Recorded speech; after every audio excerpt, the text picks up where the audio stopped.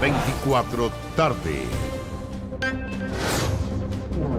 11 de octubre, 1 de la tarde en punto. Bienvenidos, bienvenidas a las noticias. Andrés Vial. Sí, Valentina Reyes, partimos obviamente actualizando lo que está sucediendo en Medio Oriente con la tensión que se traslada, claro, sigue en la frontera con Gaza, pero también se traslada hacia la frontera norte de Israel, con el Líbano. Sofía Norman con toda la información. Sofi, muy buenas tardes. Muy buenas tardes. Si bien estos últimos 5 días, quinto ya de guerra en el Medio Oriente entre Hamas e Israel, nos hemos enfocado, claro, en lo que decían la frontera de Gaza con el sur de Israel. Ahora nuestros ojos se mueven hacia la zona más al norte del territorio israelí, una zona que es fronteriza con Líbano, un país donde hoy día opera otro grupo que preocupa al gobierno de Israel. Estamos hablando de la milicia Hezbollah, que en los últimos minutos solamente se han reportado infiltraciones hacia la zona norte de Israel, hacia algunas de las ciudades que están más cercanas a una zona fronteriza en la que ya había un despliegue importante del ejército israelí. Justamente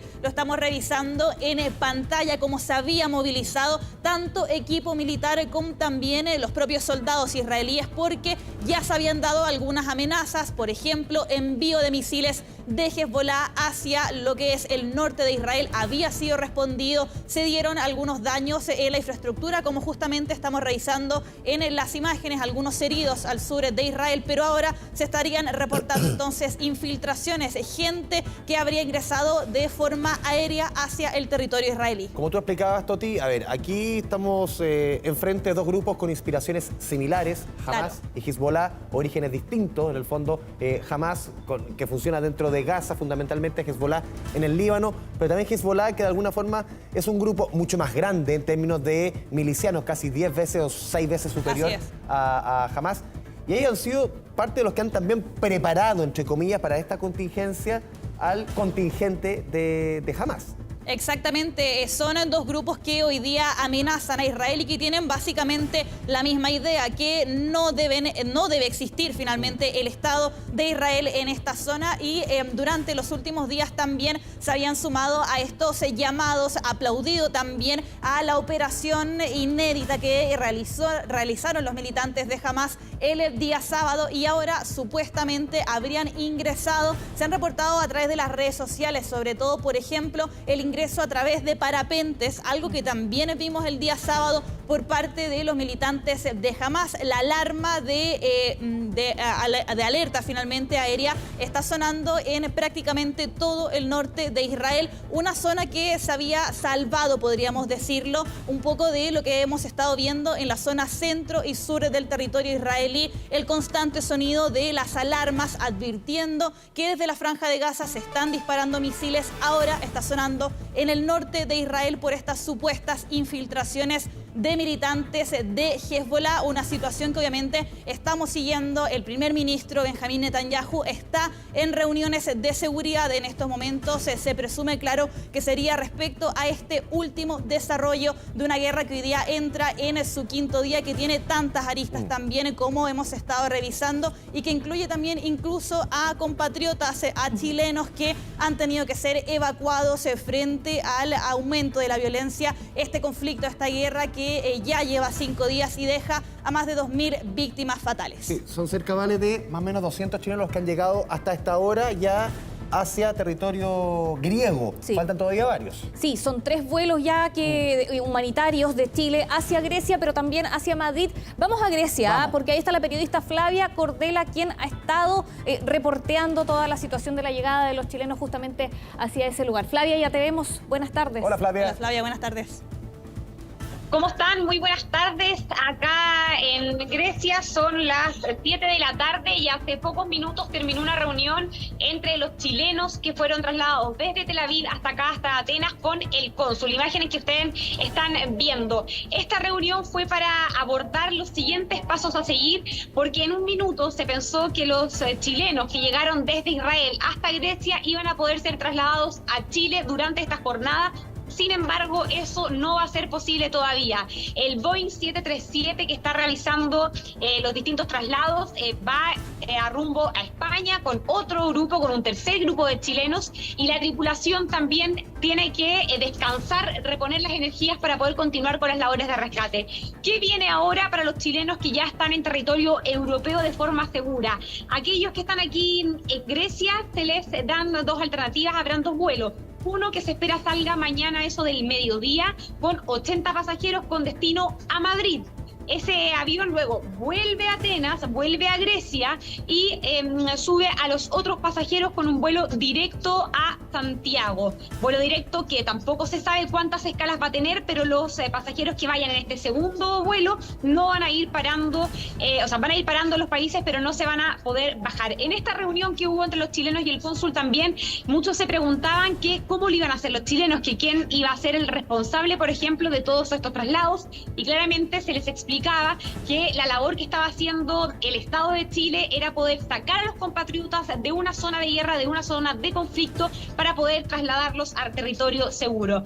En ese encuentro también los chilenos quisieron expresar las muestras de agradecimiento a la Cancillería por todas las labores que se están realizando y por haberlos sacado en tiempo récord, dicen ellos, en tiempo justo a tiempo, desde Israel. Hablamos con ellos, vimos cómo también han estado emocionados por llegar acá a Grecia en distintos vuelos. Recordemos que el primero llegó con 80 pasajeros a Atenas, el segundo que llegó a Atenas lo hizo con 51 pasajeros, dentro de los cuales hay 5 menores de edad, una mujer embarazada, por lo tanto ahora va a quedar esperar cómo se van a redistribuir para poder llegar a Chile. Pasemos a escuchar parte de las declaraciones con los que pudimos conversar, con los chilenos que conversamos, quienes nos contaron cómo vivieron los momentos previos a subirse a este avión de la Fuerza Aérea de Chile, cómo sintieron también después el poder subirse a este avión de la FACH y finalmente llegar a Grecia, un país que se escoge porque es el más cercano junto a Israel dentro de Europa, que puede garantizar seguridad. Escuchemos. Se escucharon bombas, se escuchaban las sirenas y eso nos asustaba un poco, pero no para desesperarse. Estaban pidiendo volver a Chile ya. Exacto, pedían volver a Chile, todo. Sí, preocupaciones, sobre todo que había una argentina que estaba detrás mío que lloraba mucho porque ella estaba cerca de Tel Aviv y ya le habían llevado a un refugio y todo, y ella lloró toda la tarde, o sea, desde las 3:30 hasta las 8 cuando nos vinimos. Pasó todo, con eso te resumo todo, pasó todo, ya es historia, ya es un recuerdo que tenemos nada más, pasó todo, y eso es lo que más nos emociona, nos tranquiliza, que no va a volver ese escenario nuevamente.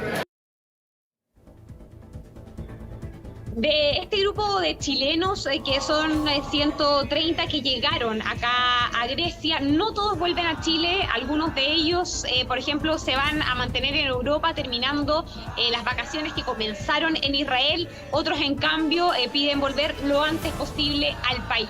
Son enfáticos en señalar que en el momento en que se enteraron que estaban en guerra, porque muchos de ellos nos decían, nosotros no sabíamos lo que estaba pasando. Incluso una chilena me comentaba y decía, yo cuando escuchaba las sirenas pensaba que se estaba tratando de una prueba.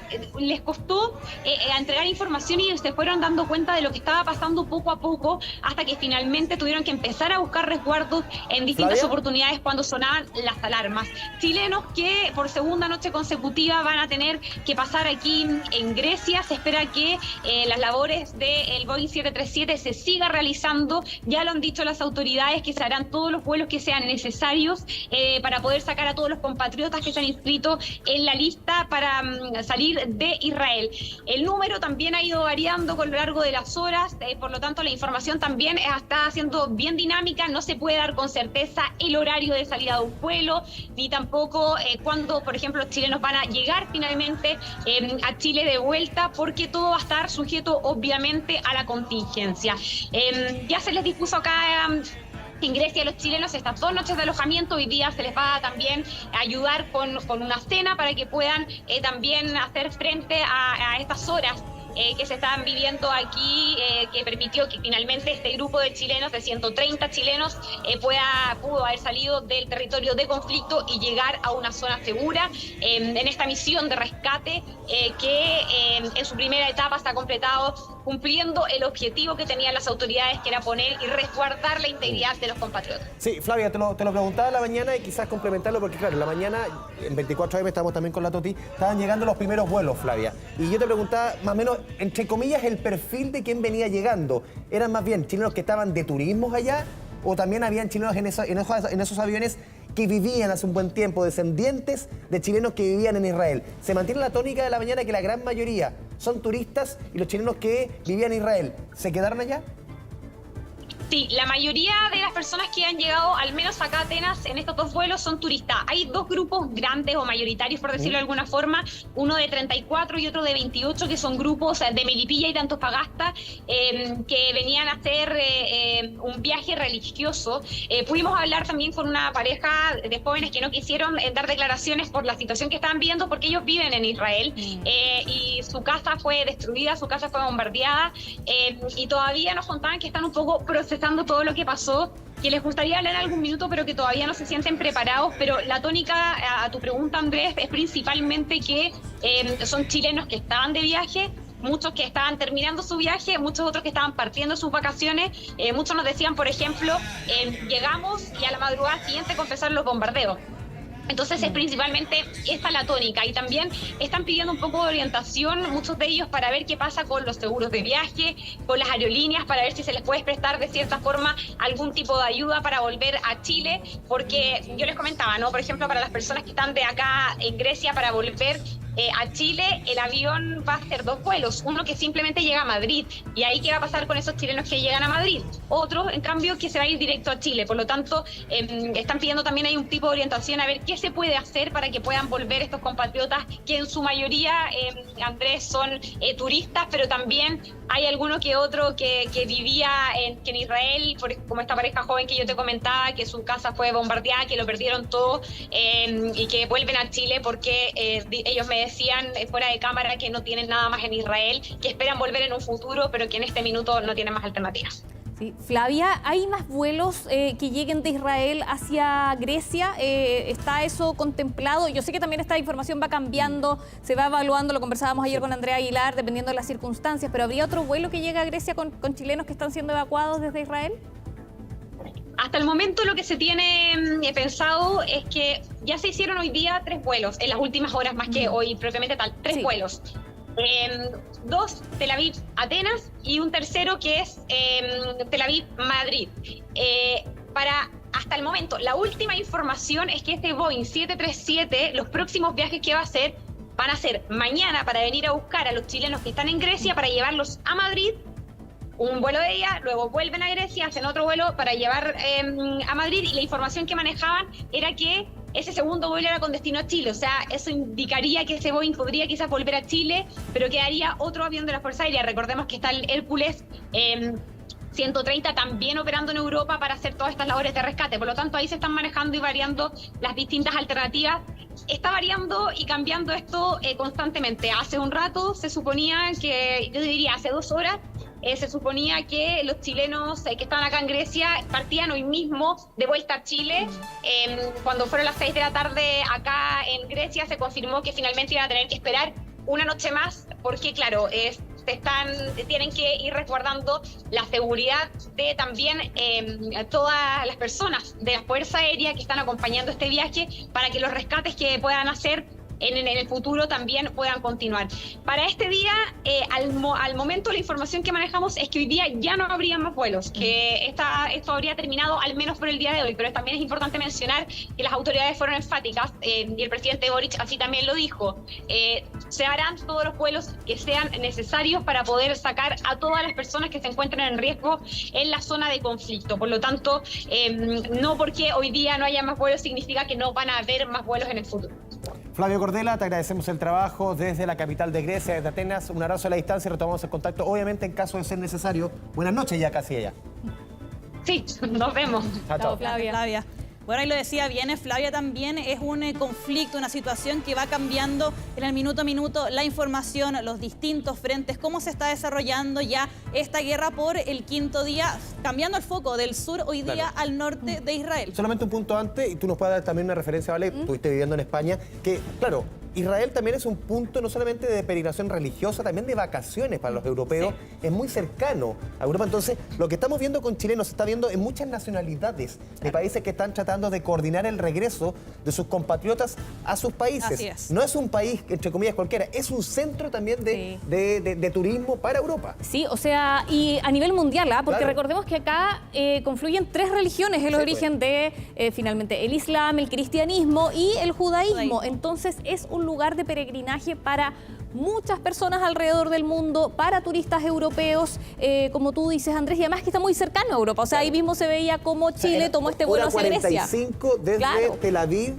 hasta Atenas, o sea, es menos de Santiago o Buenos Aires, para entender y tener un poco de referencia. Es muy cerca, o sea, no es un lujo. Sí. Claro, es un destino turístico tanto vacacional como también turismo religioso, por eso es que son tantas las personas también que estaban al momento de estallar ya esta guerra, una guerra que les decía, se ha ido moviendo con el paso de los días, hoy día con los ojos en el norte, con esta supuesta infiltración de presuntos militantes de Hezbollah, y ya se habla que está a la alerta máxima. De hecho, dentro de esta zona, el principal hospital de la zona norte de Israel, en la ciudad de Haifa, entró oficialmente en los últimos minutos solamente en alerta, en emergencia, para responder a un posible cambio en el foco. Pero ¿de qué zona estamos hablando? Justamente, el mapa un poquito más en lo macro, para entender lo que está pasando en el norte. Toti. Exactamente, para enfocarnos, porque hasta el momento nos habíamos enfocado en el conflicto que se estaba dando en lo que está en rojo, la franja de Gaza, donde se habían enfocado los bombardeos de un lado hacia otro. Pero hoy día, en los últimos minutos sobre todo, hemos visto cómo desde lo que podemos ver en este color naranjo, que es el territorio de Líbano,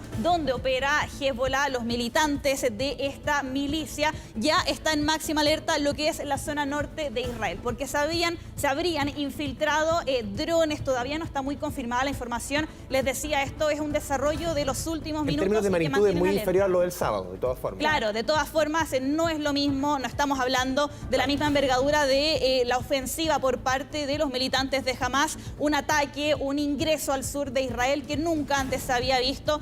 Son imágenes que hemos estado repitiendo los últimos 5 días, por aire, por tierra, incluso por el océano se intentó llegar al territorio israelí, pero por ejemplo, botando con maquinaria pesada lo que son las vallas fronterizas allá en la frontera entre la franja de Gaza y también el sur de Israel, con los ojos puestos, ahora les decía, en la zona norte con esta nueva amenaza. Ya había sido una jornada en las primeras horas del día donde se habían dado enfrentamientos entre militantes, miembros de Hezbollah, con también los miembros del ejército israelí que fueron desplegados en esta zona. Les decía, el hospital de la ciudad de Haifa, una de las más importantes, la más grande, que está ubicada al norte de Israel, ya entró oficialmente en modo de emergencia. Veíamos en las imágenes, por si las podemos repetir, como miembros del ejército, quienes también trabajan en el hospital, ya estaban preparando lo que se llama el hospital de emergencia subterráneo. Justamente lo estamos viendo en imágenes, 3 niveles, como lo dice su nombre, subterráneos, para albergar 2.000 camas. Este es el principal hospital que se encuentra en la zona norte de Israel. Búnker, de alguna forma. Básicamente un búnker acomodado para recibir a quienes podrían ser víctimas de un nuevo frente de la guerra. Este hospital ha sido designado como el oficial para la zona norte de Israel y también para los tiempos de guerra, para recibir tanto a los militares heridos como también a los civiles que se puedan resultar heridos frente al desarrollo de un nuevo frente, valga la redundancia, dentro de esta zona de Israel. Estas son imágenes de las últimas horas, de hecho, cómo se estaban preparando y ya oficialmente entraron en modo de emergencia, en modo de alerta frente a esta infiltración presunta desde el sur de Líbano por militantes de Hezbollah hacia algunos pueblos muy cerquita también a la frontera, esto en la zona norte de Israel. Sí, ya se preparan para la guerra en un territorio, Andrés, Toti, que es muy pequeño. Por ejemplo, de la Franja de Gaza, bueno, justo ahí estaba el mapa, pero de la Franja de Gaza a Tel Aviv, que es de donde despega el avión, del avión humanitario, como para ir recordando lugares, son 80 kilómetros. Claro. O sea, es un territorio... Es un poquito más de Santiago Melipilla. Santiago Melipilla. Esa es la referencia. Son lugares, aquí estaba, la Franja de Gaza, bueno, Tel Aviv está ahí cerca de donde dice Jerusalén, son 80 kilómetros, o sea, es un territorio muy, muy pequeño en donde también el traslado de heridos desde el sur hacia un hospital del norte también puede ser una posibilidad. Oye, llama la atención también cómo en cosa de horas son capaces de levantar este nivel de infraestructura, y eso también te hace pensar que es un país que está preparado para esto. Claro. No lo vieron venir los organismos de inteligencia ni el gobierno, pero siempre tienen el respaldo y esto para levantarlo en cualquier minuto. O sea, la inminencia del peligro está siempre presente en cualquier zona de Israel y están preparados para ello, para levantar un hospital o lo que sea, en el lugar que sea, en el momento que sea. Claro, es un territorio que constantemente está en esta preparación. Por ejemplo, tenemos esta preparación en las mismas casas. Por ley es obligatorio que las casas tengan una habitación tipo búnker para resistir lo que son los bombardeos, asimismo los hospitales. Tú decías 2.000 camas. En la contingencia del COVID-19, en el momento más álgido en nuestro país, se llegaron a disponer de 4.000 camas. O sea, es la mitad de lo que dispuso Chile en todo el COVID. Ellos lo levantan en cuestión de días, para entender un poco la dimensión de lo que estamos hablando. De cómo hoy día están preparados, claro, a cómo va cambiando también este conflicto, un conflicto que tiene estos frentes dentro del territorio israelí, pero también, claro, miramos con muchísima preocupación la crisis humanitaria que ya existe hace mucho tiempo en la Franja de Gaza, pero que con este encierro, este asedio por parte de Israel se ha agravado durante las últimas horas, sobre todo durante este día miércoles, con hoy día la Franja de Gaza a oscuras, totalmente a oscuras, porque aquí por el asedio, esta corte del envío de suministros, ya no hay combustible para la principal y la única central eléctrica que entregaba el suministro eléctrico a toda la Franja de Gaza. Hoy día los 12,3 millones de residentes en este enclave no tienen suministro eléctrico, los hospitales y ese tipo de infraestructura está funcionando en estos momentos con generadores, pero aquí el problema es que estos generadores también funcionan con combustible que hoy día no está entrando por el asedio que fue declarado desde Israel para evitar de alguna forma que se siga abasteciendo, jamás se sigan abasteciendo los militantes, pero lo hemos repetido desde el día sábado aquí, los principales afectados y los más afectados finalmente son los civiles, como justamente los que estamos viendo en las imágenes que hoy día enfrentan esta situación crítica respecto a los medicamentos, el agua, por ejemplo, alimento. Ellos hoy día están luchando y no pueden salir tampoco de la Franja de Gaza. El cruce fronterizo hacia Egipto, que sería una opción de salida, ha sido cerrado durante las últimas jornadas y esto obviamente tiene directa consecuencia en la población. Son más de 1.000 los residentes en Gaza que han fallecido desde el día sábado. Organizaciones han hablado desde la zona, por ejemplo, la Cruz Roja, que opera desde hace mucho tiempo también en la Franja de Gaza respecto a esta crisis humanitaria. Escuchemos parte de esos comentarios. Ningún lugar en Gaza es seguro. Este es el sentimiento general de toda la población.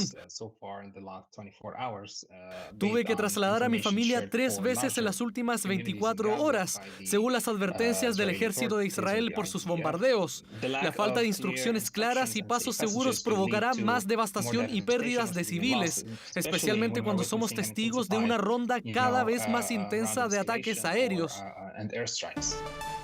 Ahí escuchábamos de las mismas palabras entonces de este portavoz de la Cruz Roja, de la Comisión Internacional de la Cruz Roja, que trabaja allá en la Franja de Gaza. Él mismo decía, me he tenido que trasladar 3 veces las últimas 24 horas frente a los ataques que se han realizado y que se han intensificado también desde el día sábado, como hoy día está enfrentando Israel a los militantes de Hamas, pero que lamentablemente tiene esta consecuencia directa en la vida de las personas. Les decía, una crisis para el día a día, cómo acceder al agua, a los alimentos, también a los servicios de salud. Justamente estamos viendo imágenes, registros de las últimas horas solamente, cómo hoy día las 2,3 millones de personas que viven en Gaza tienen que abastecerse de agua a través de esta especie de camiones aljibe que los están abasteciendo, pero las mismas organizaciones, tanto, por ejemplo, Médicos Sin Fronteras, Naciones Unidas, la Organización Mundial de la Salud, distintas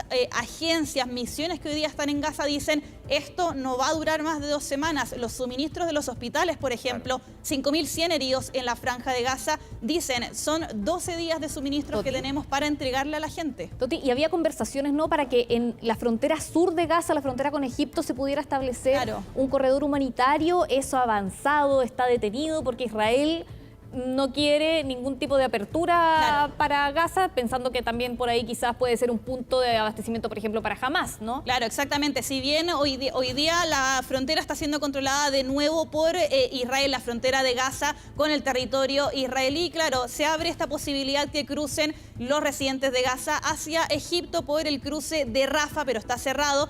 Distintas organizaciones, claro, han llamado a este corredor humanitario no solamente para que la gente pueda salir, sino que algo básico como enviar alimentos, enviar esta ayuda humanitaria que siempre se ha enviado a Gaza. Esto no es una situación que se plantea hace 5 días, sino que esto es desde hace muchísimos años. Los bombardeos tampoco son nuevos dentro de la Franja de Gaza. Hemos visto cómo en otras ocasiones... Son 16 años de asedio. 16 años de asedio, claro, que hay desde Israel, constantes bombardeos que realizamos prácticamente todos los meses, en respuesta muchas veces además a las acciones por parte de los militantes de Hamás, y hasta el momento no se habla de la posibilidad de abrir un corredor humanitario, sobre todo cuando también se plantea la posibilidad de una operación terrestre de Israel en la franja. A eso quería ir porque lo conversábamos temprano, Toti, y lo veía, por ejemplo, lo leíamos yo te citaba el diario El País, que hablaba de 300.000 soldados entre reservistas y soldados del ejército israelí que estaban rodeando la Franja de Gaza. Es decir, hoy día sí que no entra y sale nadie de Gaza. No, exacto. La posibilidad de esa invasión terrestre, que era inminente en la mañana. ¿Cómo ha ido avanzando esa noticia y cómo se va abriendo, cerrando esa posibilidad? Que es muy distinto el ataque aéreo que la invasión terrestre. De todas maneras, se habla ya desde hace algunos días de esta posibilidad de una operación por tierra. Finalmente ver este combate cuerpo a cuerpo entre los soldados, lo decías Andrés, se habla de miles que ya están desplegados en la zona fronteriza una vez que se recupera el control. Hasta el momento no hay detalles, claro, de cómo se ha ido desarrollando y cuándo sería esta operación por tierra. Se habla que sería incluso dentro de los próximos días, sobre todo viendo cómo este conflicto parece no detenerse. Hemos visto constantes ataques desde los militantes de Hamás hacia distintas ciudades del sur de Israel, Ashkelon, Sderot, zonas donde se ubican los kibbutz, estas comunidades agrícolas, y también hacia el otro lado de Israel, hacia la Franja de Gaza. Justamente les decía, a oscuras lo que es la Franja de Gaza por este cierre. Ya no está funcionando la principal central eléctrica, desarrollos que se están dando en este ya 5.º día de la guerra entre Hamás e Israel. Una situación que les decía, deja sobre las 1.000 víctimas fatales, 1.055 muertos en la Franja de Gaza, 1.200 al menos en Israel, y también cómo han ido accediendo, por ejemplo, a ciudades, a kibbutz, a pueblos que tenían presencia de los militantes de Hamás hasta por lo menos el día lunes, martes, y que hoy día se encuentran con imágenes bien impresionantes de, por ejemplo, cuerpos, muchísimos cuerpos que son parte de las víctimas fatales que deja este conflicto. Y uno también va conociendo números, ¿vale? Claro, estamos hablando, si comparamos fuerzas, claro, entre lo que significa Hamás e Israel. Israel está leyendo algunos números, son cerca de 400.000 reservistas, personas que en caso de esta contingencia se activan. Recordemos que esto nos decía en la mañana, es un servicio militar obligatorio. Obligatorio, 2 años para todos, hombres y mujeres. Si tú me corriges el número, corres un ejército que está entre 160.000 y 180.000 soldados. Es decir, si sumamos reservistas y ejército, 600.000 personas, más o menos, en cuanto a hombres.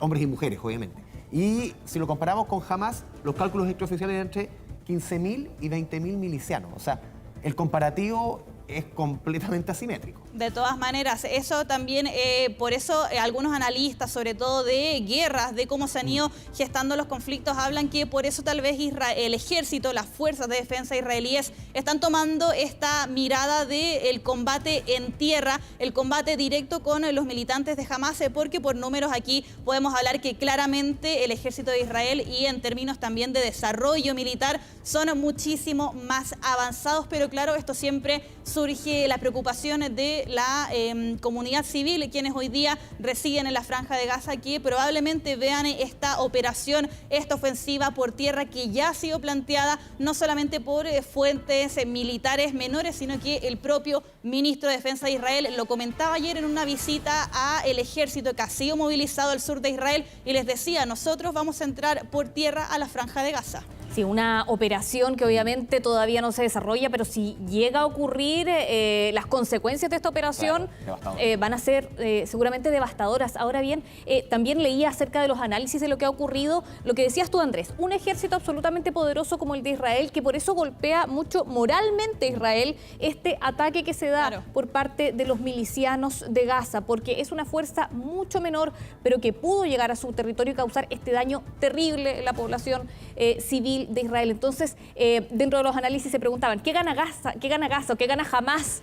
Si finalmente saben la respuesta que van a tener de Israel, y lo que se señalaba en este análisis es que es un golpe moral hacia Israel y también una disminución de su poder disuasivo frente a otros vecinos en la región, a otras amenazas. Y otro punto dentro de los análisis, pues claro, uno se va tomando distancia respecto a cuando se inicia el ataque, ¿vale? Sí. Y se van checando los análisis de por qué sucedió esto, cómo las fuerzas israelíes no fueron capaces de anticiparse a esto. Y decían, por lo menos dentro de los análisis, sobre todo en Estados Unidos, que se esperaban ataques, o sea, que se habían ataques desde Hamás, eran ataques mucho más sofisticados. No lo que sucedió ahora, tú contabas, con retroexcavadoras, con motocicletas, con parapente. No era armamento de alta tecnología. Digo, algo mucho más rudimentario. Uno también lo compara con lo que sucedió, claro, el 11 de septiembre del 2001, que fueron terroristas que se tomaron aviones. O sea, no fue algo que era impensado en ese minuto. Pero en este caso estás viendo que son estrategias bien... Claro, se demoró mucho tiempo en realizar fue algo muy planeado, de mucho tiempo, pero un ataque no fue tan sofisticado en términos de equipo militar.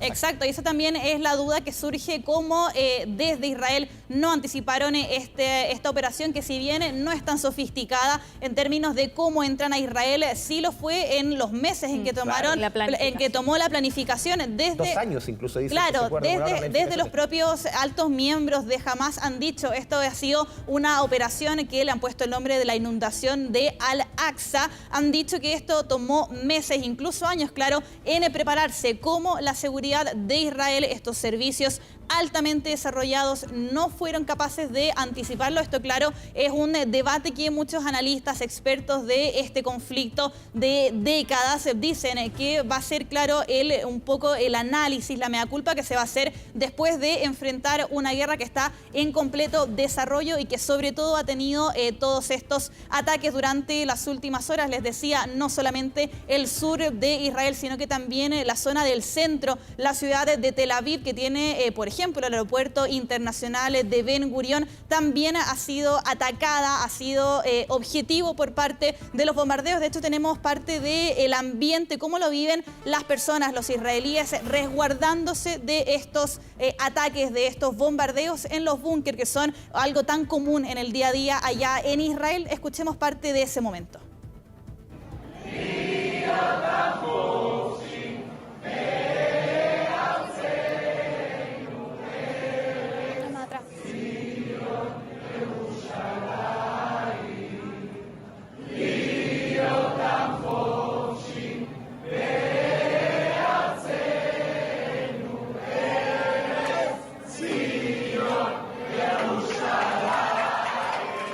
Ahí los teníamos entonces a estos israelíes en Tel Aviv cantando el himno, claro. Cómo ellos viven esta guerra hace ya 5 días con cuando suenan las alarmas. Recordemos que Israel tiene este sistema antimisiles muy desarrollado, la llamada cúpula, domo de hierro, que es un sistema antimisiles. Cuando ingresan... Un escudo, exactamente. No es que literalmente tengan una cúpula, pero sí un sistema. Los misiles que vienen desde Gaza. Cuando Hamás envía misiles hacia alguna zona poblada en Israel, estos misiles, estos antimisiles finalmente de Israel, lo interceptan y lo destruyen en el aire. Muchas veces las víctimas fatales son por los fragmentos que caen de este choque entre los dos misiles, pero suenan las alarmas una vez que ingresan los misiles, por ejemplo, hacia esta zona, a las distintas zonas de Israel, y ese momento que revisábamos es cómo viven en los búnker que les decía son tan típicos en el día a día allá en Israel. Hablábamos de cómo ingresaron los militantes de Hamas a las distintas zonas del sur de Israel. La cifra de víctimas fatales se ha enfocado sobre todo en estas zonas y por la brutalidad con la que estos militantes ingresan a los primeros poblados, las primeras comunidades con las que se encuentran. Hemos conocido en las últimas horas, la última jornada también, imágenes como justamente la que revisamos en pantalla, la destrucción total de los kibutz, estas comunidades agrícolas, gente que vive Está en muy comunidad. cerca de la frontera. Muy cerca de la Y hay frontera. buena parte de los chilenos fallecidos justamente vivían en estos Vivían kibbutz, en esos kibbutz, claro. muy cercanos a Gaza. Exactamente, los kibutz se repiten en gran parte del territorio israelí, va cambiando, por ejemplo, a qué sector agrícola se dedican. Son lógicas agrícolas, ¿no? Los kibbutz. Claro, son evidentemente. comunidades, la gente decide vivir en estas comunidades y trabajan todos en principalmente temas agrícolas, sacando frutas, verduras que después son vendidas a nivel nacional, incluso internacional, y estas comunidades había hartas, claro, cerca de la frontera con Gaza y fueron las que primero se encontraron lamentablemente con este ingreso por parte de los militantes. Se dice, por ejemplo, desde el ejército de Israel han dicho que son muchos los niños, decenas de menores de edad, de guaguitas incluso, que fueron brutalmente asesinadas por parte de los militantes de Hamas. Justamente también estamos viendo las imágenes liberadas por los propios militantes de Hamas, también por cámaras de seguridad que muestran cómo llegaron ellos hacia estas zonas, hacia los kibbutz, hacia pueblos, ciudades al sur de Israel. Hamas ha dicho durante esta jornada: nosotros no matamos niños, no matamos a menores de edad, pero esto es muy distinta a las imágenes tan fuertes que han sido entregadas por los propios medios, prensa internacional, que ha logrado llegar a estos kibbutz, como es el de Kfar Aza, que es uno de los más atacados por parte de los militantes. Este registro impresionante, 2 mujeres que ingresaban a un kibutz y justamente llegan estos militantes de Hamas arriba de una camioneta.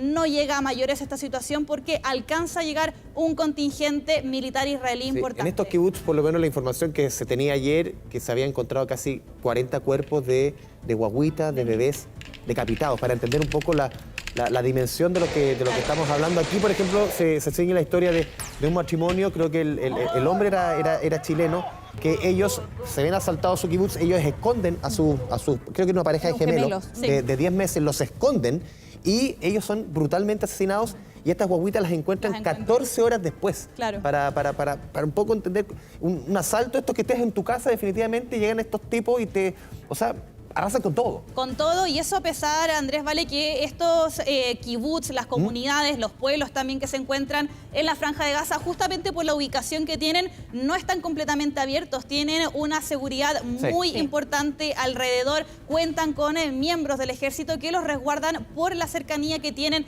a la Franja de Gaza, una situación que obviamente tiene la afectación en los residentes de esta zona, no solamente israelíes, sino que mucha gente que ha decidido vivir en este territorio. Son chilenos, por ejemplo, que han decidido quedarse en Israel, que no son parte de estos vuelos humanitarios, a pesar de lo brutal que está siendo esta guerra, tanto en la Franja de Gaza como también en Israel. De hecho, tenemos parte de los comentarios que han realizado respecto a lo que están viviendo desde hace ya 5 días. Escuchemos. Les borramos todas las aplicaciones, así que tratamos de minimizar el contacto con redes sociales para evitar ver imágenes que incluso acá en Israel no se han visto, por un tema de respeto a las víctimas, por un tema de religión también. Hay muchas imágenes que yo he visto que se ven desde Chile o que se ven en el exterior y que acá en Israel no se han mostrado. No sabemos qué va a pasar más adelante, no sabemos si vamos a tener la oportunidad de volver a la tranquilidad luego, si esto se va a alargar mucho, si vamos a tener que empezar en Jerusalén a tener que encerrarnos en las casas. Y hace poco hubo acá cohetes que cayeron cerca, así que si suena la alarma y yo tengo que ir, yo les aviso que porque está un poco tensa ahora la situación. Fuera de eso no quiere hablar, pero después de un rato, mamá, abrázame, mamá, abrázame, mamá, abrázame. varias veces. Vivir a Israel, uno sabe todo lo que puede tocar, es una cosa que es sabida, y cuando uno llega acá también te hacen toda una instrucción. Acá todo es muy metódico. Ahí entonces, ¿cómo viven estos chilenos el día a día ya en Israel desde que comienza esta guerra? Resaltar, subrayar lo que decía el primer testimonio. Están bloqueando todas las redes sociales, o sea, no ver video, no someterse a un estrés. Ya es suficiente el estrés al que están sometidos, las atrocidades que han tenido que ver, tener que bloquear redes sociales para definitivamente intentar pasar este trance tan traumático. Claro, de todas maneras, un bombardeo constante además en las redes sociales con estos videos. Hamas además ha publicado en sus redes sociales, por ejemplo, Facebook, también a través de X, algunos videos brutales de asesinatos que están realizando en la Franja de Gaza. Todavía hay que recordar, son de 100 a 150 las personas que estarían secuestradas. Es la lógica Estado Islámico un poco. Claro, exacto. Es la guerra psicológica, ¿no? Finalmente, estar ahí esperando noticias a través de redes sociales, de nuestros teléfonos celulares, también es parte de amedrentar al otro. Claro, de todas maneras, sobre todo estas familias que les decía, están esperando noticias por parte de alguna autoridad respecto a quienes fueron secuestrados por parte de Hamas y llevados hacia la Franja de Gaza. Entre ellos, de hecho, se encontraría una chilena. Frente a esta situación se refirió el ministro de Relaciones Exteriores, Alberto Van Claveren, tanto de los pasajeros chilenos, los más de 200 que ya fueron sacados del territorio israelí, y de esta mujer, les decía, el paradero de Loren Gargovich, que vamos a escuchar a continuación en las palabras del canciller. Efectivamente, ya han salido 2 vuelos desde Tel Aviv hacia Atenas, y hay ahora en curso un tercer vuelo que va a Madrid, y en el cual hay 76 pasajeros, según entiendo. Entonces, esta operación obviamente está siguiendo.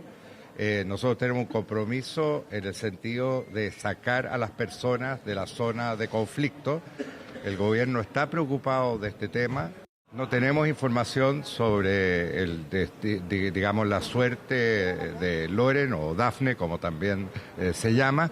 La verdad, estamos pendientes de eso, pero hay que entender, esta es una situación extremadamente sensible, no es un caso único, hay un grupo muy grande de personas que están secuestradas y que se encuentran en estos momentos en Gaza, y obviamente, digamos, ese tema está siendo tratado a otro nivel.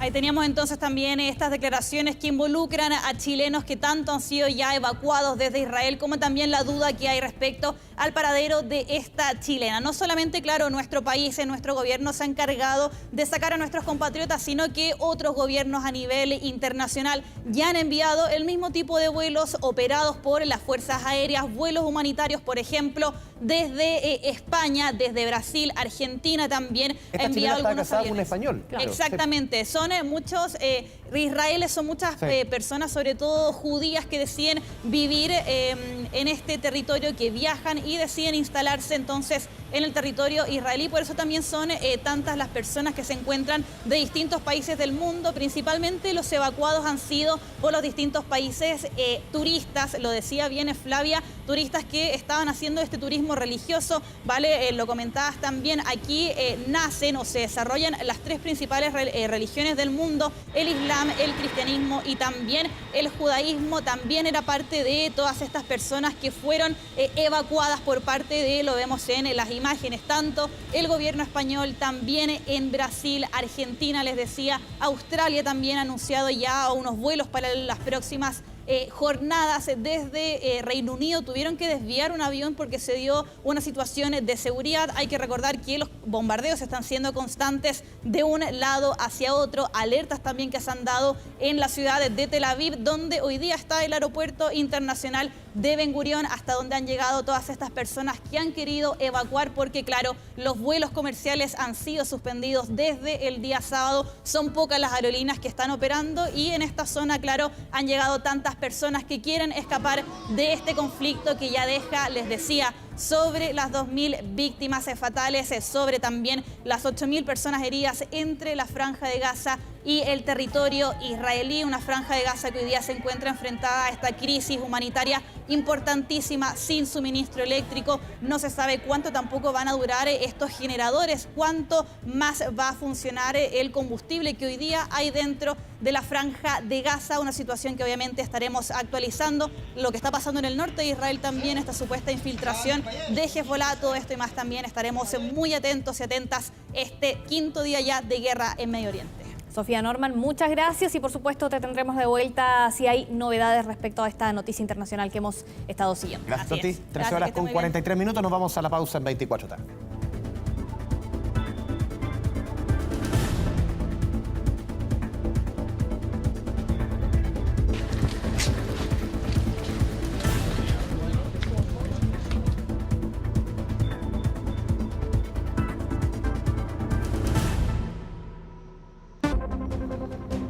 Mientras estaba con su pequeño hijo de solo 9 años, un comisario de la PDI frustró a balazos un intento de portonazo en la comuna de Pudahuel. Vamos a todas las informaciones policiales, Vale, junto a Fabián Collado. Fabián, ¿cómo te va? Buenas tardes.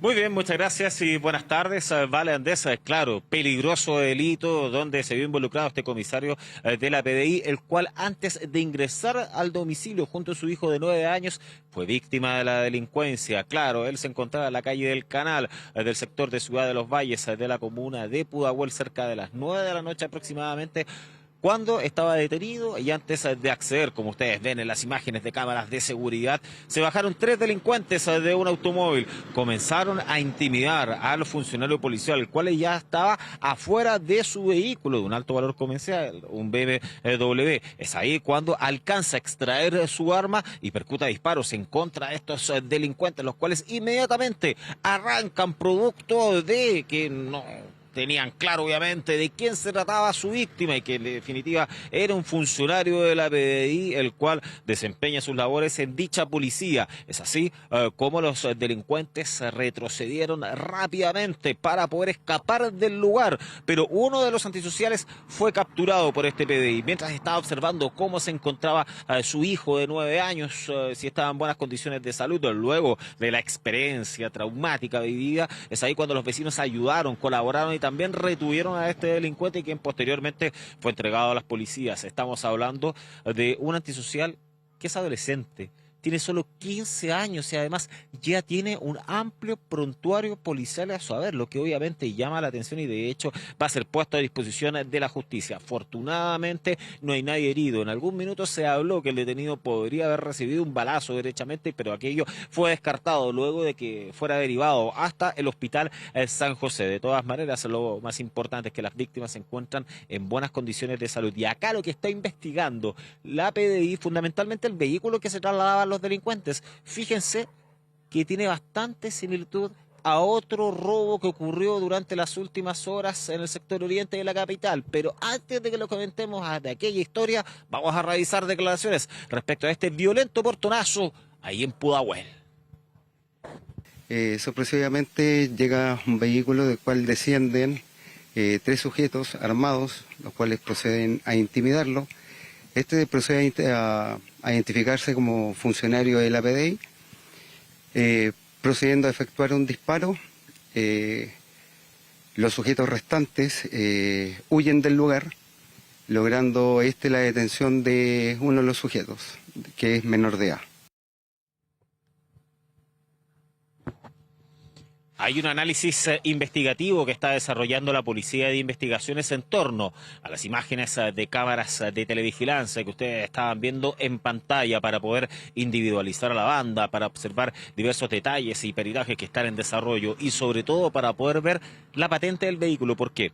Ustedes observaban un automóvil de color blanco, ya fue individualizado como era un Jeep Grand Cherokee y fíjense que una de las mismas características fue sustraído a una alta figura a nivel nacional y que vamos a revisar las imágenes donde ocurrió esto. En el Club Providencia, estamos hablando de Nicolás Mazú, el extenista, medallista olímpico, también capitán de la Copa Davis, el cual estuvo grabando un comercial al interior de este recinto que está ubicado en la avenida Pocuro. Llegó cerca de las 9 de la mañana aproximadamente y minutos antes de las 8 salió y vio que su vehículo ya no estaba. Por lo mismo generó la las alertas y más encima justo en el cumpleaños número 44 del Nico Mazú. Es así como se realizó la denuncia a Carabineros, los cuales comenzaron a realizar las respectivas indagatorias con el fin de poder esclarecer estos hechos, para poder analizar cámaras de seguridad que existen y ver para dónde arrancaron estos delincuentes. Fíjense que este vehículo, que estaba valuado en cerca de 56 millones de pesos, habría sido visto en al menos otras 2 encerronas o portonazos en la región metropolitana. No se sabe si es la misma banda, si es el mismo vehículo, pero claramente está siendo investigado que estos delincuentes hayan sustraído este vehículo, un alto valor comercial que pertenece al medallista olímpico, al extenista Nicolás Mazú, para poder cometer otros delitos. Vamos a revisar declaraciones en voz de Carabineros y también de la alcaldesa Evelyn Matei. Un deportista destacado del país habría sido víctima del delito de robo a su vehículo. A este habría dejado el vehículo estacionado en horas de la mañana y al concurrir nuevamente en las horas de la tarde se percata de la sustracción por parte de antisociales desconocidos.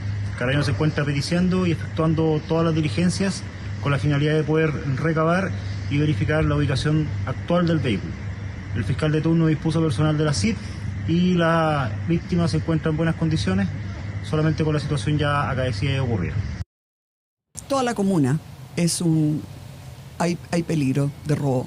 Y en el caso de robo de autos se demoran menos de un minuto. Y por lo tanto nosotros estamos tratando de desincentivar que la gente deje el auto en la calle. En este caso en particular, alcaldesa, ¿hay cámaras que podrían colaborar con la investigación para recuperar ese vehículo? Hay cámaras y tenemos imágenes. Y ya ha sido entregada a la Fiscalía. Sí, tenemos imágenes y tenemos patentes y tenemos hartas cosas. Va a ser fundamental aquella investigación por parte del Ministerio Público, de la Fiscalía Metropolitana Oriente, los cuales han encomendado las labores investigativas al OS9 de Carabineros en conjunto con el Laboratorio de Criminalística de la Policía Uniformada, al igual que el Servicio de Encargo y Búsqueda de Vehículos, con el fin de poder ver estas aristas que les comentábamos, ya con las patentes en que se trasladaban los delincuentes, también con la patente del vehículo de Nicolás Mazú, ver si es que estuvieron involucrados en otros robos violentos en la región metropolitana. Posiblemente sea así, pero aquello todavía no está confirmado porque sobre todo este automóvil de más de 50 millones de pesos que pertenece al capitán de la Copa Davis no aparece. Vamos a revisar otras informaciones. Nos trasladamos a la comuna de La Cisterna. Un grave accidente de tránsito que quedó al descubierto. Dejó al descubierto otros aspectos, como por ejemplo, quien protagonizó este hecho tenía la patente adulterada, así estaba circulando al interior de las autopistas concesionadas, en este caso en Américo Vespucio Sur, en dirección hacia el oriente, entre la Ruta 5 y Gran Avenidas, en ese lugar donde el conductor del vehículo particular iba transitando, perdió la estabilidad del automóvil y es ahí cuando chocó con un carro de gendarmería, al cual se trasladaba hacia la comuna de Puente Alto. La primera preocupación era si es que habían detenidos al interior o no, que estaban siendo trasladados por parte de la institución carcelaria, pero aquello fue descartado por parte de Gendarmería en ese lugar. ¿Quién sufrió las peores consecuencias? Es el conductor del vehículo que habría originado el accidente, el cual estaba en grave estado de salud, tuvo que ser reanimado y derivado hasta un recinto asistencial. La sorpresa es cuando Carabineros llegó y realizó los primeros peritajes en la inspección ocular, que se pudo constatar de que con wincha estaba adulterada la patente. Por ejemplo, ahí ustedes la veían en pantalla, la patente que no puede ser adulterada en ningún caso.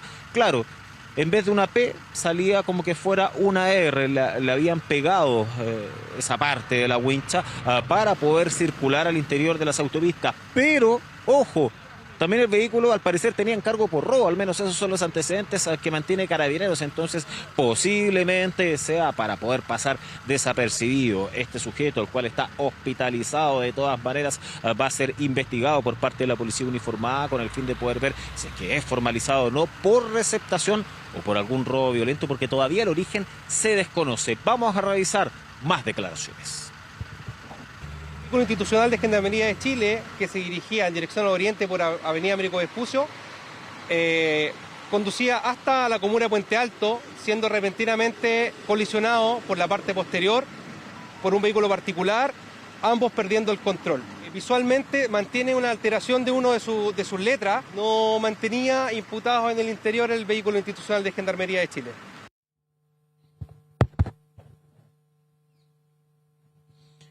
En este caso, los gendarmes involucrados se encuentran en buenas condiciones de salud, no sufrieron lesiones a raíz de esto y es una situación claramente anómala y que a raíz de este accidente quedó al descubierto que este sujeto estaba circulando en un vehículo que tenía cargo borró y además con la patente adulterada. Se cambió la P por la R, ¿para qué? Para poder pasar desapercibido, pero eso ya se sabe. Cerramos nuestro despacho, muy atentos respecto a la investigación que se está desarrollando en la comuna de Pudahuel. Funcionario de la PDI, comisario, el cual iba con su niño de 9 años antes de ingresar a su domicilio. Fue víctima de este violento portonazo. Delincuentes que lo apuntaron. Él estaba con su arma, afortunadamente, porque es ahí cuando pudo frustrar este delito, si no la historia podría haber sido mucho peor. De todas maneras es así, como un adolescente de 15 años, al principio se decía que estaba baleado, aquello fue descartado, no está herido y además tiene un amplio prontuario policial solo con 15 años. Vale, Andrés. Fabián Collao, muchas gracias por el completo informe policial, muy buenas tardes. Buenas tardes, Andrés. Andrés. Andrés. No, Andrés, ahí me confundí. Nos vamos, no meter el transporte. Sí, ya. sí. Nos vamos a una pausa, ¿te parece? Ya. Vamos. Ya volvemos con 24 tarde. Volvemos con información a 24 tarde. Con polémica comenzó el retiro de especies desde la zona cero de los socavones. Sí, residentes se niegan a firmar una declaración jurada que les hace renunciar a eventuales demandas en caso de perjuicios y además exime responsabilidades a las autoridades regionales. Vamos a toda la información desde la región de Valparaíso junto a Patricia Flores. Pati, ¿cómo te va? Buenas tardes. Buenas tardes, así es, ustedes bien lo señalan, un día bastante polémico, pero porque era el más esperado de todos en este mes, en donde los propietarios y dueños también residentes de los edificios Miramar y también Santorini llegaron durante esta mañana claramente a goteo. Aproximadamente 10 personas ya han podido ingresar para poder buscar sus pertenencias y de esa manera ser parte de este protocolo de mudanza que nosotros en otras jornadas le hemos estado informando. Tiene ciertos parámetros para poder hacer uso de ellos y uno de ellos tiene que ver principalmente con esta declaración jurada que tienen que firmar sí o sí en caso de hacer ingreso para poder retirar los enseres. Pudimos conversar con ellos, había disconformidad por parte de lo planteado, entendiendo que pueden ingresar en grupos de 5 personas en un rango no mayor a de 2 horas para poder sacar los implementos o enseres al interior de sus departamentos. Pudimos conversar con quienes llegaron durante esta mañana, aproximadamente a las 10 de la mañana, ya se comenzó a desplegar este retiro en caso de las familias que llegaron hasta este punto. Logramos conversar con ellos, pero también con las autoridades, en donde se mantiene un cuerpo de bomberos aquí, más bien el carro de búsqueda y rescate urbano, porque también hay un protocolo de seguridad. Nosotros estamos en un perímetro en donde se nos ha señalado es de riesgo y por eso también se hace uso de esta declaración jurada. Los invitamos a escuchar parte de las impresiones durante esta jornada. La verdad a mí me parece pésimo porque encuentro que todo el tiempo estar esperando y para que después nadie se haga responsable del que uno entra, entonces sí, encuentro que no corresponde. Yo, en mi caso personal, no voy a firmar nada. ¿Cómo es el protocolo para entrar? Y vamos a entrar solo a 3 departamentos y así sucesivamente. Parece insólito que después de un mes de esperar a las autoridades el protocolo de evacuación para poder entrar a los departamentos, no exijan una declaración jurada donde eximen de responsabilidad a cualquier institución, ya sea la Municipalidad de Viña del Mar, Senapred, Sennagiomín o a la delegada presidencial en el caso que ocurra algún siniestro o algún movimiento. Si es por eso, hubiéramos entrado hace un mes atrás sin esperar nada. Ahí escuchábamos parte de las impresiones de los propietarios que han esperado alrededor de un mes para poder ingresar a los departamentos, la disconformidad planteada en donde nosotros en gráfica le mostramos, ¿no?, lo que señala esta declaración jurada, en donde expresa constancia que se declara un renuncio, expresa irrevocablemente a toda acción y o recurso jurisdiccional que pueda nacer de las situaciones descritas en el párrafo anterior y que se exime de toda responsabilidad derivada de los mismos, tanto de la delegación presidencial Regional, Senapred, el Ministerio de Obras Públicas, Sinergeomin y también la Municipalidad de Viña del Mar y cualquier otro órgano de la Administración del Estado de Chile. Eso nosotros les contamos mientras también aprovechamos de mostrarles, ¿no?, en vivo cómo se ha desplegado la situación en este punto, en donde debido a la situación de riesgo que se mantiene, hay un radar que está funcionando 24/7 para poder medir las oscilaciones en el terreno y de esa manera dar aviso ante cualquier situación de emergencia que pueda ocurrir. De hecho, durante esta jornada se nos informó que va a sonar una alarma en caso de que se tenga que realizar una evacuación y de esa manera establecer un protocolo que va a dejar en pausa todo lo que tenga relación con este protocolo de retiro de enseres. Los invitamos a escuchar lo que nos expresó las autoridades durante esta jornada. Tenemos 3 tipos de señales. El azul va a ser un toque, el verde 2 toques y el rojo va a ser 3 toques, que va a ser el máximo, ¿no es cierto? Y de ahí vamos a tocar la sirena y la gente va a tener que la que está sacando su enseres va a tener que salir hacia un sector seguro que determinamos en la parte alta. Por eso que se estableció todo este procedimiento y toda esta articulación de distintos servicios para mitigar o minimizar el riesgo existente. Eso hay que dejarlo muy en claro. Esto es una zona de riesgo y las personas están accediendo a esa zona de riesgo por su voluntad. Y eso es lo que se solicita en la declaración, que ellos están intentando o pidiendo ingresar a esta zona. Ahí escuchábamos lo que usted indica de que estarían obligando a las personas a firmar. Tienen la capacidad de expresar sus reclamos ante tribunales y ante la justicia en la medida que lo estimen apropiado, y eso es un derecho y que nosotros naturalmente vamos a respetar. No hay un plan de compensación. Ahí escuchábamos lo que señalaba la ministra respecto a esta situación, esta declaración jurada que ha generado disconformidad por parte de los propietarios que durante el día de hoy y por 20 días a contar de este miércoles pueden hacer uso de este protocolo para poder reiterar los enseres al interior de los departamentos evacuados. Seguiremos muy atentos a toda esta información. Sabemos que hay un horario establecido desde el martes hasta el viernes, desde las 10 y hasta las 8 de la noche. Pueden llegar hasta acá y de esa manera retirar sus cosas, y también durante el día sábado, en donde el horario cambia y va a ser desde las 10 de la mañana hasta las 14 horas. Seguiremos muy atentos aquí junto al equipo regional con respecto a esta situación en la comuna de Viña del Mar. Seguimos atentos. Patricia Flores, muchas gracias por la información. Buenas tardes. Gracias, Pati. Nosotros vamos a una pausa.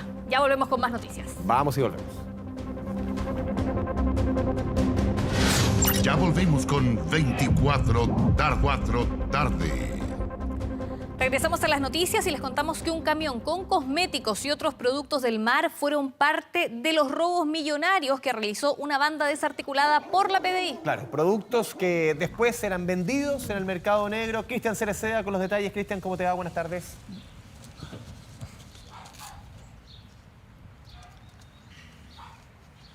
Hola, ¿cómo están? Muy buenas tardes. Claro, se trata de una investigación bastante extensa. De hecho, son 3 delitos que se están investigando. Uno ocurrido el año 2016 y otros 2 registrados el año 2018. Y que termina recién esta indagatoria durante la jornada de ayer con la detención de 8 delincuentes. Esta banda asaltó en primera instancia a un camión que llevaba carnes, luego también atacó a una segunda que llevaba cosméticos y finalmente a un tercer camión que transportaba, en este caso, productos del mar. El avalúo total alcanzaría los 100 millones de pesos. Lo atractivo de esta banda y que llamó la atención también de los mismos investigadores era lo exitoso de estos atracos. Conocían cuál era el movimiento de estos camiones, principalmente con una ruta que iba de San Antonio hacia Santiago, y era aquí en la región metropolitana donde concretaban estos delitos. También sabían muy bien en qué punto atacar, conocían también, manejaban lo que llevaban las cargas de estos camiones y siempre podían arrancar sin que llegara ningún carabinero. ¿Y por qué? También se pudo detener en esta misma organización a 12 carabineros, 12 policías que en ese momento estaban activos en la institución y que prestaban cobertura a esta organización criminal. Además, de acuerdo a lo que se maneja y los antecedentes entregados también por la PDI, entregaban información privilegiada, confidencial, les prestaba cobertura, iban hacia los lugares de los delitos, se encargaban de que no llegaran otros policías y de esta forma también actuaban de punta de lanza, es decir, que esta banda actuara con total impunidad y pudiese arrancar sin que llegaran otros carabineros. Por lo tanto, se pudo detener a integrantes que se dedicaban a lo que era la intimidación, la violencia, también a la receptación de estos artículos y por supuesto a estos 12 carabineros que en el momento de los atracos estaban activos en la misma institución. Sobre esto habló la Fiscalía, también la PDI. Pasemos a revisar esas declaraciones. Dentro de las 3 investigaciones tenemos por carne vacuno, por ejemplo, tenemos otra de cosméticos, tenemos otra de productos de mar. O sea, son distintas líneas, digamos, de mercancía que sustraían, no solamente de una. Era reducida en el mercado negro para hacer más fácil la cobertura. Las ventas que ellos hacen, posteriormente nosotros determinamos, por ejemplo, solamente en los cosméticos son 5 millones de pesos que los venden en el mercado negro, por decirlo de alguna otra forma. Sin embargo, los valores superan los 15 millones de pesos respecto a los cosméticos, más allá de las carnes, 40 millones de pesos. O sea, están de los frigoríficos y todo esto, donde también fueron asaltados, estamos hablando sobre también 40 millones de pesos. O sea, estamos hablando con unas sumas importantísimas de dinero, son los que están sustraídos. Claro, son en total 8 imputados, incluidos estos 12 carabineros que estaban activos al momento de estos atracos, pero no se investigan que haya más delincuentes vinculados a esta banda, considerando que hay 4 delitos más que están en investigación y en todos ellos también llama la atención lo exitoso de estos atracos, el de conocer las rutas en el momento cuando atacar, también la mercadería de estos camiones. Por lo tanto, es una indagatoria que sigue en curso y también se está indagando qué era y cuál era el pago de estos uniformados, si es que quizás un porcentaje de las ganancias o si bien parte de esta mercadería. Lo cierto es que van a enfrentar a la justicia durante esta jornada estos 8 imputados y en donde la Fiscalía va a solicitar la prisión preventiva para todos ellos. Bien, Cristian Cereceda con toda la información. Buenas tardes, muchas gracias. Son sin lugar a dudas una de las bandas más importantes, más rutilantes de las últimas décadas del rock chileno. Quizás sobran. Carola Gutiérrez, bienvenida. Muchas gracias. Formación completa. Claro. Estamos los 3 nuevamente. Para decir, a ver, los prisioneros, uno dice, los 3, los bunkers, la ley. La ley. Me sobran los dedos de una mano. Porque además, si hablamos de todas estas bandas que han tenido una proyección internacional, son muy pocas y que han llevado la guitarra clásica del rock a otras latitudes, son muy pocos. Vuelven los 3. Hoy día estamos celebrando quizás uno de los anuncios más importantes del último tiempo con una formación emblemática. Como ustedes bien lo saben, acaban de informar que regresan justamente Álvaro Enríquez, Tita Delín, Ángel Parra y Pancho Molina. El regreso después de 23 años, desde la última vez que tocaron con esta formación original. ¿Cuánto fue la última? 23 años. Hace 23 años fue la última vez que los escuchamos juntos sobre el escenario. Una banda que tiene más de 3 décadas de trayectoria, un acontecimiento, quizás uno de los acontecimientos más esperados de la música chilena y en especial para los fanáticos. Una reunión para interpretar canciones que marcaron, Andrés, toda una época en Chile. Habíamos regresado a la democracia, pero también la música y el rock chileno no estaba pasando por probablemente su mejor momento. Ellos llegaron a revivir esto que podríamos decir la guitarra clásica del rock. Amigos que se conocieron mientras estudiaban allá en Concepción, que dijeron, oye, armemos una banda, ¿cuántos somos? Somos 3, ya pues. Pero incluso, pongamos los 3. Vale, si lo hacemos cronológico, los 80 son los prisioneros, claro. Los 90 son los 3, los 2000 los bunkers, y ahí la ley también como que navega entre medio de los 90 y 2000. Y los 2000. Estoy de acuerdo con tu orden cronológico. Un orden cronológico. ¿Tú estás de acuerdo, Caro, con ese claro. orden? Y bandas fundamentales del rock nacional que además dieron paso o dieron la intención, bandejaron, como podríamos decir, a otros que se animaron también a decir por qué en Chile no podemos tener una identidad de música ligada al rock, al pop y, por supuesto, lo que han hecho los tres en esta revuelta, como ellos acaban de decir. Claro, sí. Ah, mira, bueno. Sí, lo que tenemos acá. ¿Para qué vamos a hablar de esto? Que es probablemente la mejor representación que podríamos tener. Esto es el pic de la carrera. Esto es el pic, porque su discografía incluye títulos como La espada en la pared, Los Tres Unplugged, el disco para MTV, el disco chileno más vendido de la década, y también incluye a Fome en una primera etapa que duró justamente hasta el año 2000. O sea, hay que entender, para quienes nos están viendo, más jóvenes, llegar a tocar el Unplugged de MTV era el culmine de tu carrera. Sí. O sea, para una banda latinoamericana, para una banda estadounidense, para una banda europea. Llegar acá, o sea, aquí llegaron, si no me equivoco, 2 bandas chilenas. 2 bandas chilenas. La Ley y Los Tres. Pero además de eso, el concepto que tenía MTV para poner en escena a una banda, no solamente por un catálogo, no solamente por la cantidad de discos vendidos, sino que también era una propuesta. Desenchufar a una banda que en vivo sonaba como rock, desenchufarla, ponerla a la altura de Nirvana, por ejemplo. Si vemos el Unplugged de Nirvana, que es el ícono de los Unplugged. Que es el ícono de los Unplugged, ponerlos a ese nivel, a los tres, tocando no solamente las canciones que les conocíamos, sino que también un homenaje que hicieron a la cueca chilena, que abrió también el camino para que otras bandas incluyeran la cueca dentro de un repertorio que hasta ese momento era probablemente mirado a distancia y mirado solamente en razón de celebración de las fiestas patrias. Oye, escuchaba esta canción y ellos han colaborado con muchas bandas y hay una versión de esta canción con Café Tacuba. Ah, extraordinaria, extraordinaria. Pero además, esto marca un antes y un después para el grupo, con un registro que impactó no solamente a una generación, sino que los puso al más alto nivel. No solo por la calidad que mostraba esta puesta en escena, que prometía también mantenerlos, como yo te decía, a un nivel completamente superior a todo lo que habíamos visto hasta ese momento con respecto a la internacionalización de una banda como Los Tres. Este Unplugged fue el año 1996. El registro tiene unos cuantos años. Yo trataba de buscar como Unplugged HD. No, en ese tiempo imposible. Imposible. No, pero aparte, si hacemos memoria, ¿vale? Grande Unplugged latinoamericano, o sea, este está. Sí, claro. Soda, y a mí por lo menos me gusta el de Charlie. Sí, también es otro de los grandes Unplugged. O sea, totalmente. No solamente llegar ahí, quedar en la memoria como uno de los grandes Unplugged de la historia.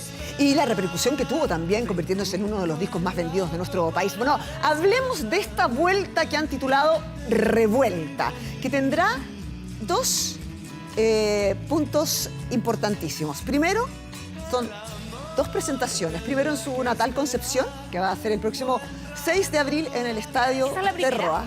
Esa es la abren ya. Bueno, que además Roa Rebolleo, el Collao. Pero además tremendamente emblemático, sobre todo para ellos, que nacen ahí en la cuna del rock, dicen por ahí. Exactamente. Y 2 fechas en Santiago, que van a ser en Movistar Arena el sábado 27 y el domingo 28 de abril. Que va a... Yo también pienso que van a ser más de 2, pero que va a coincidir también con el regreso de los Bunkers al Estadio Nacional. Bueno, de eso probablemente vamos a estar hablando. Si ustedes ya quieren comenzar a sacar sus cuentas para saber el valor de las entradas de estas presentaciones, a partir de este jueves 12 al mediodía, .ticket.com, van a ponerse a la venta las entradas de Los Tres. Pero además de eso, les quiero contar que lo primero que veremos de su regreso será en la jornada inaugural de los Juegos Panamericanos Santiago 2023. Este 20 de octubre los vamos a ver ahí nuevamente, en vivo, reunidos para dar el puntapié inicial a lo que va a ser esta fiesta deportiva. Pero además tenemos una nueva versión de uno de los clásicos que ellos mismos han mostrado en este regreso a su música, a los escenarios, básicamente. Hojas de Té. Una nueva versión con ellos juntos, los 4 juntos, que fue el segundo sencillo de su exitoso álbum La espada en la pared, que publicaron en 1995. ¿Está disponible Hojas de Té? Está disponible Hojas de Té. Ahora? Está disponible Hojas de Té para que todo el mundo lo pueda escuchar. Ahí está, mira.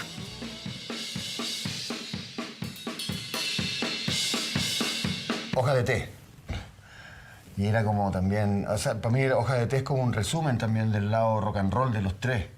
Entonces dijimos, ya, partamos por esta, 1, 2, 3, no sé. Ya, la primera toma salió ahí, la segunda ya salió bien y la tercera ya salió.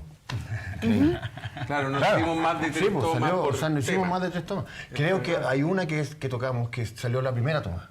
Entonces eso es increíble porque hace tanto tiempo que no estábamos juntos y volver a hacerlo... O sea, nos ensayamos antes de venir al estudio. Claro. Eso es.